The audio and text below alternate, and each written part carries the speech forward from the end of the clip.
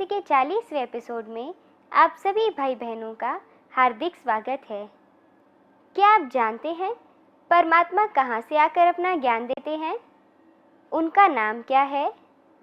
क्या उनका निवास स्थान भी वही है जो हम सभी आत्माओं का है? परमात्मा के लिए कहा गया है, ऊंचा उसका नाम, ऊंचा उसका काम और ऊंचा ही उसका धाम। तो आइए आज के एपिसोड में देखते हैं कि वह ऊंचा स्थान हम कौन सा है। श्रीमद् भगवत गीता के 15वें अध्याय को लेकर चल रहे हैं, जिसमें पहले परमात्मा ने अपने धाम का ज्ञान दिया है। मैं कहाँ रहता हूँ, कहाँ से आता हूँ। परम धाम, जिसे सूर्य और चंद्रमा का प्रकाश प्रकाशित नहीं कर सकता, वो मेरा धाम है। हम मनुष्य आत्माओं को यदि अपने धाम का ज्ञान हो जाए तो जीवन में काफ़ी शांति आ जाएगी।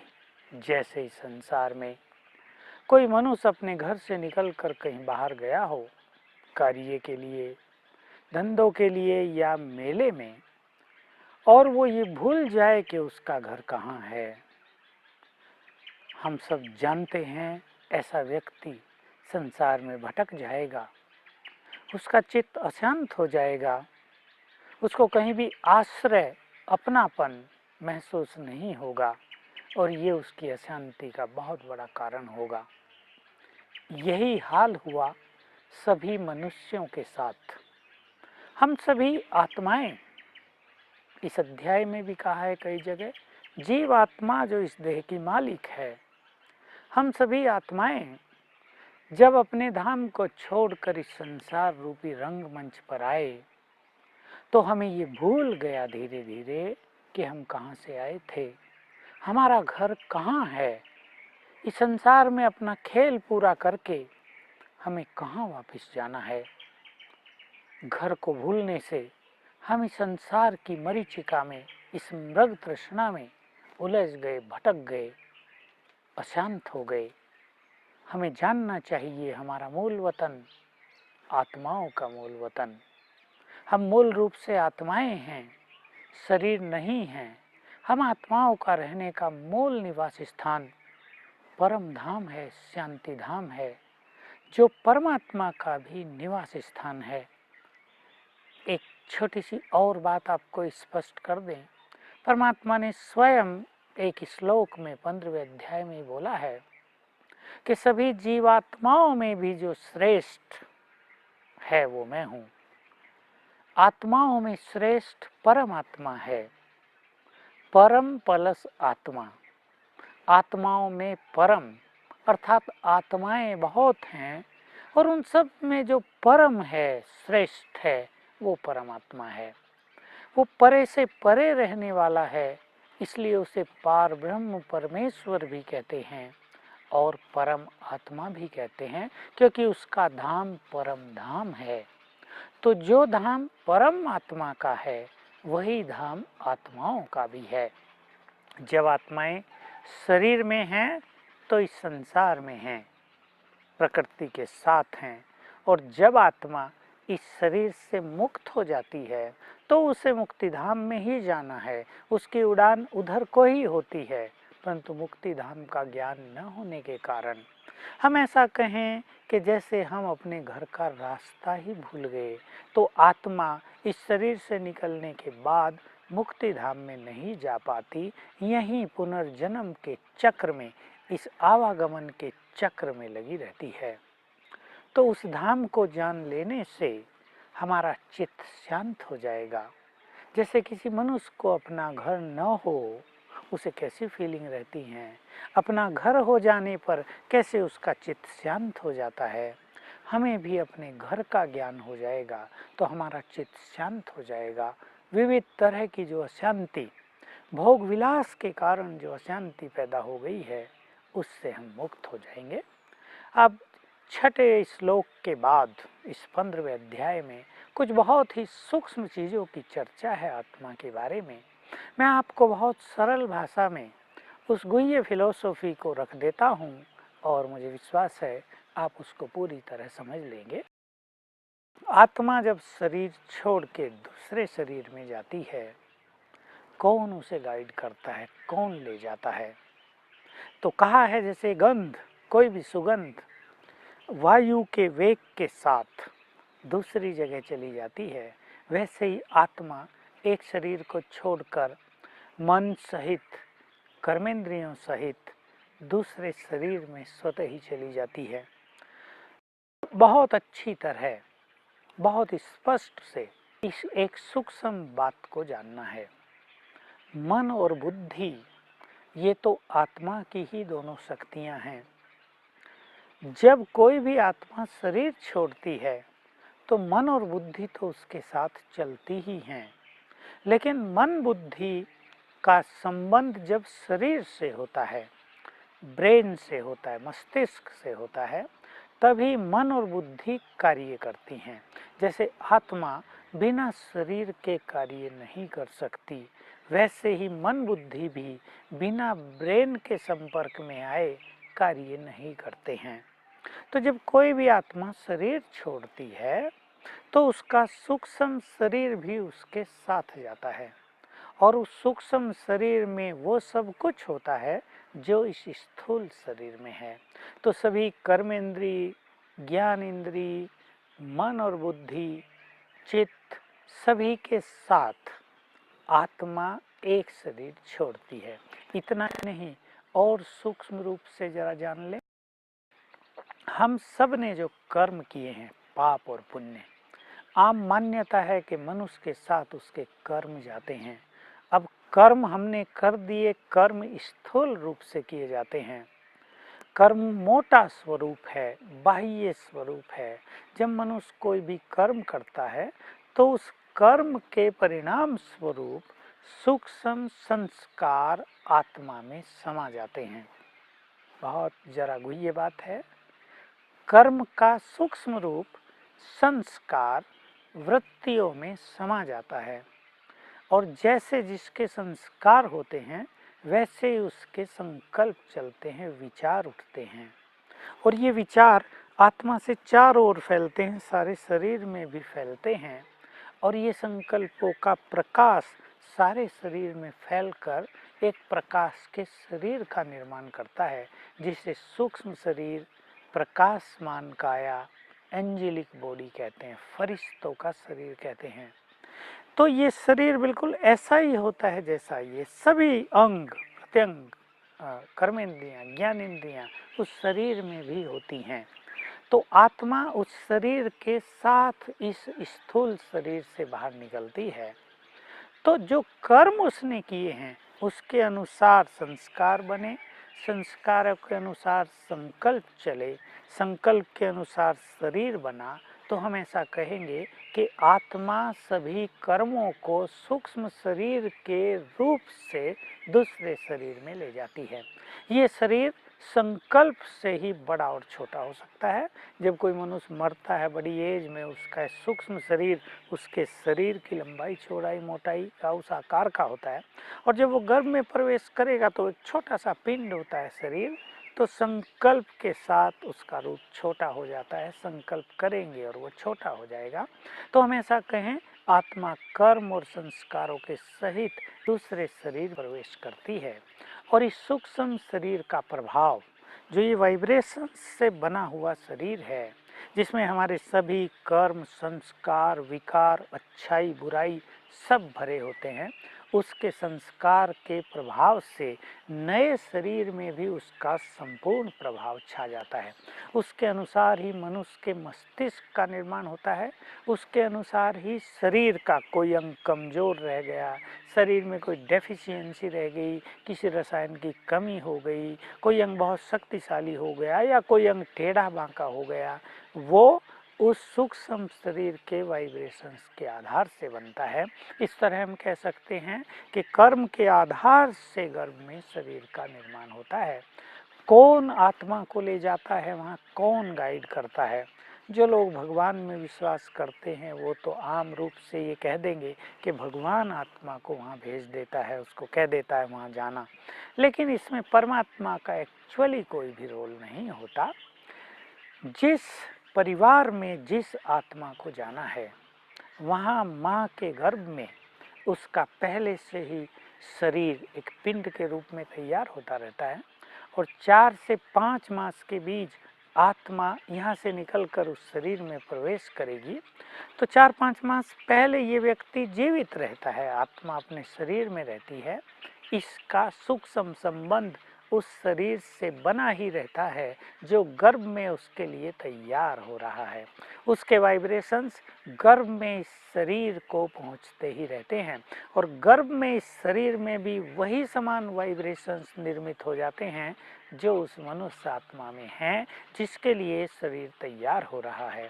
बस जैसे ही वो आत्मा वहाँ से शरीर छोड़ेगी तो सूक्ष्म शरीर सहित ऑटोमेटिकली इस गर्भ में प्रवेश कर लेगी। इसमें किसी को गाइड करने की ज़रूरत नहीं। ये वाइब्रेशंस जहाँ समान होते हैं वहाँ आकर्षण होता है और वाइब्रेशंस के आकर्षण में आत्मा स्वतः ही खींच कर वहाँ चल जाती है, क्योंकि तब आत्मा को बांधने वाला जो ये शरीर है, जो इसकी कर्मेंद्रियाँ हैं, वो नहीं होते, उनसे आत्मा मुक्त हो गई होती। तो हम सभी अब जब शरीर में हैं तो भगवान ने कहा है कि शरीर के द्वारा आत्मा भोगों का भोग करती है, उनका अनुभव करती है। क्योंकि जब आत्मा शरीर में है तभी वो कोई भोजन खाएगी तो उसे टेस्ट महसूस होगा, पानी पिएगी उसे तृप्ति का अनुभव होगा, वो सुन सकती है कानों के द्वारा, आँखों के द्वारा देखेगी, विषय वासनाओं में जाएगी। ये सब बुरी वृत्तियाँ या अच्छी वृत्तियाँ देह के साथ ही आत्मा में रहती हैं। जब देह से मुक्त हो जाती है आत्मा तो उसके पास ये सब चीज़ें नहीं रहती, सूक्ष्म रूप में रह जाती हैं, संस्कार रूप में, वाइब्रेशंस के रूप में। हम यदि बार बार स्वयं को देह से न्यारा होने का अभ्यास करें, यदि हम अपने विचारों को शुद्ध करें, यदि हम योग अभ्यास करते रहें तो योग अग्नि से ये किए हुए पाप कर्म कम होने लगते हैं, नष्ट होने लगते हैं, जलने लगते हैं और हमारे संस्कार सुंदर होने लगते हैं। आप सभी ने सुना होगा कि जो भूत प्रेत होते हैं उनके शरीर काले काले होते हैं, जो फरिश्ते होते हैं उनके शरीर बिल्कुल सफ़ेद होते हैं, क्योंकि वो संपूर्ण पवित्र होते हैं, वो पाप कर्मों से पूरी तरह मुक्त हो गए होते हैं, इसलिए उनके मन के वाइब्रेशंस संपूर्ण रूप से शुद्ध होते हैं। तो उन वाइब्रेशंस से सफ़ेद शरीर का निर्माण होता है। जो भूत प्रेत आदि हैं ये क्योंकि पाप आत्माएँ होती हैं, इसलिए इनके संस्कार और विचार बिल्कुल मैले, गंदे, अशुद्ध, तामसिक होते हैं, उनसे काले सूक्ष्म शरीर का निर्माण हो जाता है। तो हम सभी इन बातों को जानते हुए देह से न्यारे होने का अभ्यास करें। देह में रहते हुए इस फीलिंग में रहें कि मैं आत्मा यहाँ भ्रकुटी के बीच रहती हूँ, मैं चमकती हुई ज्योति हूँ, इस शरीर से बिल्कुल अलग हूँ। एक अभ्यास ये परमात्मा ने आगे के श्लोकों में, आगे के 12 श्लोकों में अपनी महिमा का वर्णन किया है। लोग सोचते होंगे कि भगवान अपनी महिमा का वर्णन स्वयं क्यों करता है, जो मनुष्य भी अपनी महिमा खुद गाए उसको लोग अच्छा नहीं समझते, लेकिन परमात्मा अपना ज्ञान देने के लिए अपने बारे में संपूर्ण रहस्य स्वयं ही बताते हैं। यदि वो अपने रहस्य स्वयं न बताएं तो उनके बारे में कोई कुछ भी नहीं जान सकता है। परमात्मा सर्वोपरि है, सब में श्रेष्ठ है, वो पतित पावन है, ज्ञान का सागर है, ज्ञान देता है। अगर वो ज्ञान ही न दे तो उसे कोई ज्ञान का सागर क्यों कहेगा। वो प्रेम का सागर है, हम सब उनकी संतान आत्माएं हैं। वो अपने सभी बच्चों पर प्यार बरसाता है, वो वरदाता है, परम सद्गुरु है, वो हम सभी को वरदान देने आता है, वो सुख दाता है और दुख हरता है। उसकी याद से ही मनुष्य के दुख हरे जाते हैं, आत्मा को श्रेष्ठ अतीन्द्रिय सुख प्राप्त होने लगता है। हम भगवान के बच्चे बन जाएं, सबसे इम्पोर्टेंट चीज़ यही है। वो हमारा परम पिता है, हम उसकी संतान हैं, हम उसके भक्त तो बने रहे, बहुत समय हमने भगवान के भक्त बनकर देख लिया, उसे मांगते रहे, दुखी हो गए तो पुकारते रहे, हे प्रभु हमारे दुख दूर करो। कीर्तनों में गाते रहे, तुम दुख हरने वाले हो, तुम सुखदाता हो, तुम विघ्न नष्ट करने वाले हो, तुम परम पवित्र हो। परंतु यदि हम उसके बच्चे बन जाएं, अधिकारी बच्चे बन जाएं, केवल भक्त नहीं, तो उसका सब कुछ हमें सहज ही प्राप्त हो जाएगा। तो मैं आप सभी से कहूँगा कि भक्त बनकर तो बहुत देख लिया, मांग कर भी बहुत देख लिया। भगवान से मांगा हमने, उसने हमें थोड़ा थोड़ा दिया। मांगने वालों को तो हमेशा थोड़ा ही दिया जाता है ना। अब यदि हम उसके बच्चे बन जाएंगे तो जो उसके पास है वो सब हमारा हो जाएगा, उसके सर्व खजानों के हम मालिक बन जाएंगे। तो भगवान स्वयं कहते हैं, मैं सर्वशक्तिवान हूँ, मेरी सब शक्तियाँ तुम्हारे लिए हैं। मेरी शक्तियों का ये अर्थ नहीं कि मैं पहाड़ को चूर चूर कर दूँ, मैं सूरज को नष्ट कर दूँ, मैं धरती को खंड खंड कर दूँ, ऐसा बहुत लोग सोचा करते हैं। परमात्मा ने ये ज्ञान दिया, मैं सर्वशक्तिवान हूँ, मेरी शक्तियाँ हैं तुम सभी मनुष्य आत्माओं के पाप नाश करने के लिए। यदि तुम मुझसे अपना योग लगाओगे तो तुम्हारे जन्म जन्म के पाप नष्ट हो जाएंगे। भगवान ने एक बहुत अच्छी बात कही है कि चाहे आत्मा को जानने की बात हो, चाहे परमात्मा को जानना हो, अज्ञानी जन तो बिल्कुल ही दोनों को नहीं जान सकते हैं।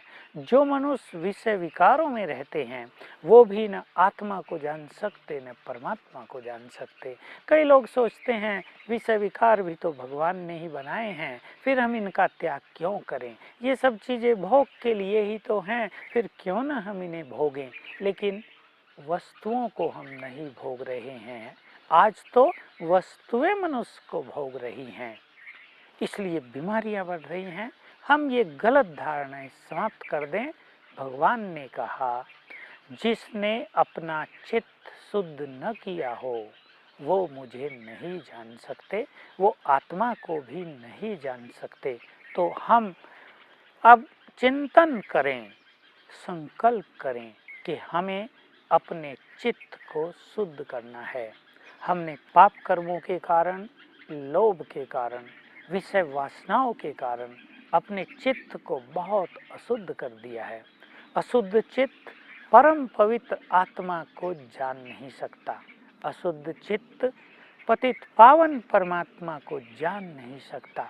परमात्मा पवित्रता के सागर हैं, हम उनके बच्चे आत्माएं हैं, हम भी तो पवित्र हैं। यदि वो पवित्रता का सागर है और हम बिल्कुल अशुद्ध हो तो हम उनके बच्चे कहलाने के अधिकारी ही कहाँ रह जाएंगे। तो हम परमात्म चिंतन करें तो हमारा जो बहुत सारा निगेटिव चिंतन है वो समाप्त हो जाएगा। क्योंकि आज इस संसार में बहुत सारे लोग वेस्ट थिंकिंग से बहुत परेशान हैं, न चाहते हुए भी वो व्यर्थ सोचते ही रहते हैं। और जब मनुष्य व्यर्थ सोचता है तो उसके चिंतन की स्पीड बहुत फास्ट हो जाती है और ये फास्ट स्पीड उसको बहुत परेशान कर देती है। इसलिए हमें बहुत अच्छी तरह विचार कर लेना चाहिए। परमात्मा को जानकर अब हम उसका चिंतन करें, आत्मा का चिंतन करें, तो ये श्रेष्ठ चिंतन हमें परचिंतन से मुक्त करेगा, हमें व्यर्थ चिंतन से मुक्त करेगा। और तब हम अपने विचारों का स्वयं ही सुख ले पाएंगे, अपने जीवन का बहुत अधिक सुख ले पाएंगे। परमात्मा को जानने का तात्पर्य यही। मनुष्य आत्मा एवं जीवात्मा में सर्वश्रेष्ठ परमात्मा ही है, क्योंकि वे ही उस ऊंचे से ऊंचे स्थान पर निवास करते हैं और वहां से आकर हम सभी आत्माओं को अपने घर की अर्थात शांति धाम की स्मृति दिलाते हैं। तो आपने देखा कि जब हमें अपने घर का पता चल जाता है तो हम सभी आत्माएं परम सुख और परम शांति की अनुभूति करने लगती हैं। इसी के साथ हम 40वें एपिसोड के अंत में आ पहुँचे हैं। अब मुझे अपनी वाणी को विराम देना होगा। हमें इजाज़त दीजिए। नमस्ते।